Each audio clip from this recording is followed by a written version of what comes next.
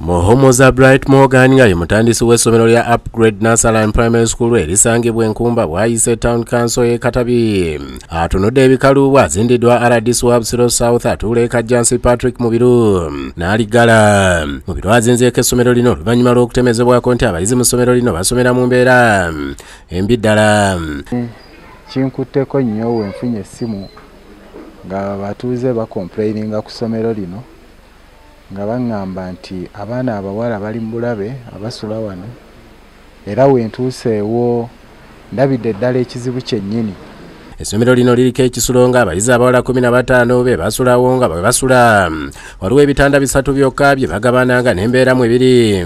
Yeraliikiriza ku ludda lw'abaana ab'obulenzi abasula ku ssomero lino bali 10 nga naye balina ebitanda 2 nga naye embeera yaayo si nnungi okuli n'ateeka omufaliso ku ttaka. RDC Patrick olutuuse ku ssomero lino abamu ku basomesa beemuludde mpolampola ne babulawo.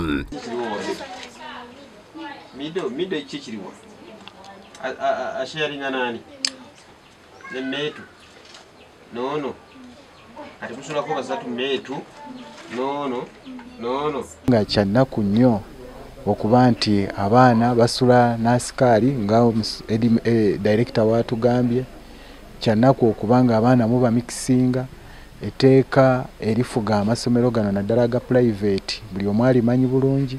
Kitegerekese nti tewali musomesa amaze ebbanga ddene ku ssomero lino nga kumpi buli abadde asomesa ku ssomero lino ng'asomesaawo ssaawa busaawa ate nga tekuli alina na bisaanyizo. Tekuli n'omwangambye nze technical teacher bonna bagamba nze bazze bandeese kibaluwa nze ndi student musomesa kigoyinza eyingira n'ondaga nti ze qualified teacher here. Ate nga byonna twabimugamba olunaku lwetwejjawo byonna twabyogerako kali mu ofiisi. Mu ebibiina by'abayizi temusangiddwamu ntebe zimala nga kitegerekese nti abamu ku bayizi batuula wansi okusobola okusoma. Ku ssomero lino asikaali afumba emmere ng'era mu kiseera kye kimu yakola n'ogw'okukuuma abayizi abalenzi ng'era abamu asula nabo ku kitanda kye.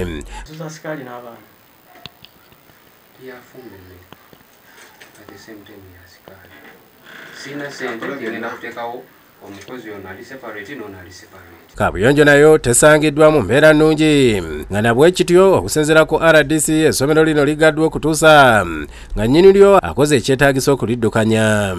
Abayizi b'ekibiina ekyomusanvu abagenda okutuula ebigezo ebyakamalirizo sabbiiti ejja RDC ategeezezza nti wakusisinkana abazadde olunaku olw'enkya okusobola okwogerezeganya n'essomero gye bagenda okubituulira nti n'ekyokugala essomero lino tekirina we kigenda kubakoseza. Antegeezezza nti waliwo abayizi abagenda okutuula ebibuuzo bali 9 naye ekyo tugenda kusala amagezi okulaba nti abo batuula ebibuuzo gye babadde balina okutuulira obutabakosa. Muhumuza atwaliddwa ku poliisi ng'okunoonyereza bwe kugenda mu maaso. Godfrey Sempija yakusakidde guli lino ku Lwabukedde TV.